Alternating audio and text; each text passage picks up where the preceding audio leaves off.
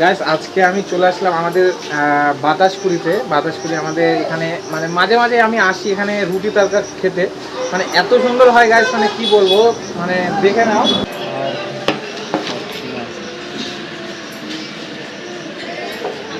এই দাদাটা রুটি তরকা বানাচ্ছে, এই যে এটা তরকা হচ্ছে। এটা কি দাদা, কি হচ্ছে এখানে? এটা তরকা সিদ্ধ হচ্ছে। তরকা, আর তুমি রুটি করছো। রুটি, আর তোমার দোকানে কি ফেমাসটা কি? তরকা, রুটি, খাসির মাংস। আর অ্যাড্রেসটা কোথায় দাদা? ভক্তিপুর। ভক্তিপুর। ভক্তিপুর ডে নাইট সার্ভিস? দুটো পর্যন্ত। 2টো পর্যন্ত।